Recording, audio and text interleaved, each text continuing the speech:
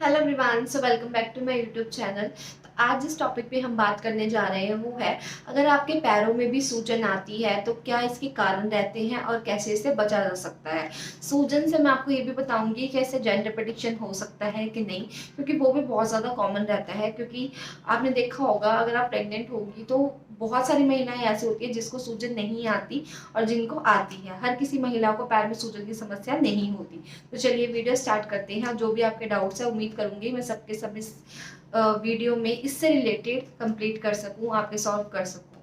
तो चलिए video start करते हैं। तो सबसे पहले हम बात कर लेते हैं कि आपके पैरों में सूजन आती क्यों है।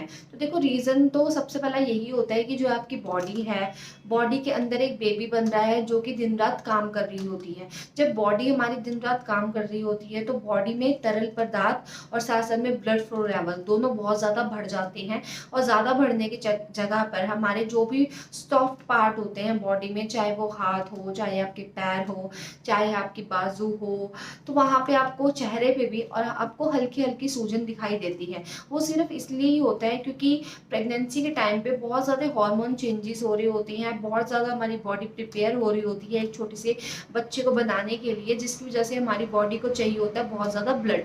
और जब ब्लड आप एक पार्ट से दूसरे पार्ट को जाते हो तो उसकी जो मात्रा होती है वो बढ़ जाती है, सर्कुलेशन पावर बढ़ जाती है, जिसकी वजह से एक ब्लड को एक जगह से ज़्यादा बार एक ही जगह दुकान मतलब निकलने के चक्कर में वहां पे आपको सूजन महसूस होती है। अब हम बात कर लेते हैं कि सूजन कब से आना शुरू होती है। तो देखो, आपके थर्ड मंथ की प्रेगनेंसी तक तो आपको खुद को इतने सिम्टम्स नहीं महसूस हो रहे होते हैं अपनी बॉडी में, क्योंकि बच्चे की जो ग्रोथ होती है बहुत ज़्यादा छोटी होती है, तो आपके पेट को भी देखकर अंदाज़ा नहीं लगाया जा सकता। बट जब फोर्थ एंड फिफ्थ स्टार्ट होता है, मोस्टली फिफ्थ में आपको जो है सूजन आने की समस्या रहती है। वो बहुत सारे रीज़न के कारण रह सकती है।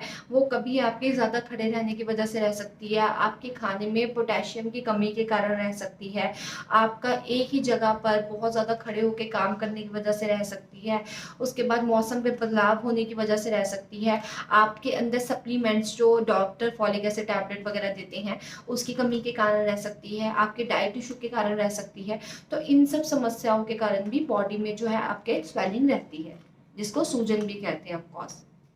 अब हम बात कर लेते हैं कि क्या ऐसे उपाय हैं जिसको कर कर आप जो है अपने पैरों की सूजन कम कर सकते हो। क्योंकि देखो, आप भी जानते हो कि प्रेगनेंसी में आपको डॉक्टर बहुत सारी मेडिसिन प्रिस्क्राइब नहीं करते क्योंकि सेफ नहीं होती हैं। तो आप अगर पेन को कम करना चाहते हैं, स्वेलिंग को कम करना चाहते हैं, तो आप इन घरेलू उपाय को कर सकते हैं।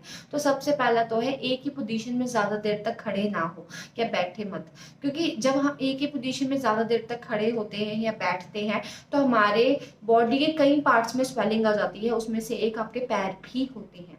उसके साथ मैं बात करूं तो आपको खूब पानी पीना चाहिए, क्योंकि जितना आप अपनी बॉडी को हाइड्रेट रखेंगे, सबसे पहले तो आपका इम्यूनिटी फ्लूइड बैलेंस रहेगा, बच्चे तक जो है ब्लड सर्कुलेशन अच्छा रहेगा, साथ में आपकी बॉडी में भी जो है मतलब सूजन आने की समस्या नहीं होगी।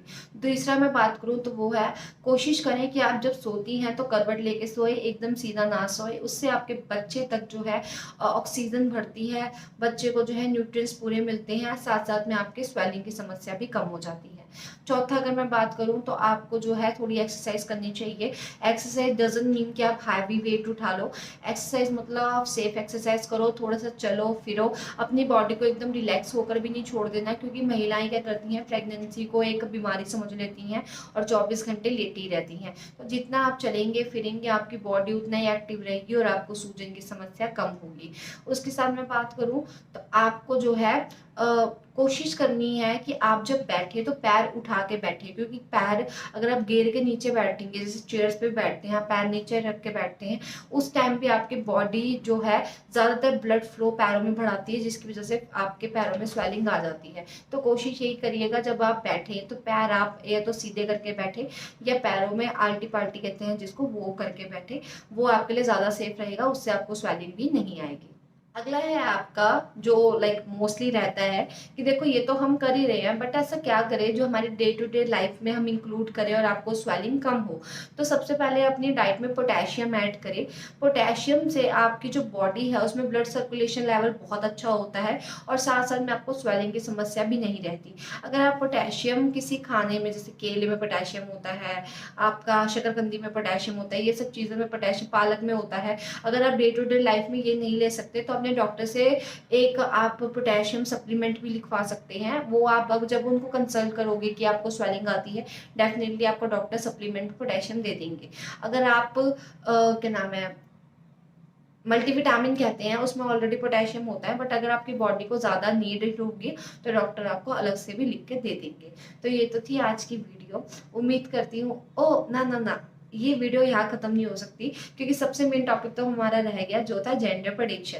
देखो जेंडर प्रेडिक्शन बहुत ज़्यादा सुनते ही हंसी आती है कि क्या बच्चा होने से पहले पता लगा सकते हैं कि ऐसा है या नहीं। तो सिंपल सी बात है, इसका जवाब है हाँ। क्योंकि पैरों में सूजन सिर्फ उन्हीं को आती है जिन्होंने बॉय कंसीव कर रखा होता है। ये मैं खुद नहीं कह रही, ये भी रिसर्च में कहा गया है। और अगर आप इसको चाहे तो गूगल पे भी पढ़ सकते हो, क्योंकि मैंने भी बहुत ज़्यादा ये पढ़ने के बाद ही आपको ये क्लेम किया है। और मुझे जो थी बेबी गर्ल थी, मुझे बिल्कुल स्वेलिंग नहीं आई थी पैरों में, जबकि मैं घर का पूरा काम करती थी। और मैं आपको ज़रूर बता रही हूँ कि आप एक मतलब कह सकते हैं कि बैठे ना रहें या खड़े ना रहें, बट देखो जिस औरत को सारा काम करना पड़ता है उसको बहुत कुछ देखना पड़ता है, उसके बाद भी अगर आपको स्वेलिंग नहीं रही तो आप समझ सकते हो कि आपने क्या कंसीव किया होगा। तो ये वीडियो यही खत्म करती हूँ। उम्मीद करती हूँ आपको जो मैं समझाना चाहती थी आपको समझ आ गया होगा। तो अब मिलते हैं आपसे अगली वीडियो में, तब तक के लिए बाय बाय।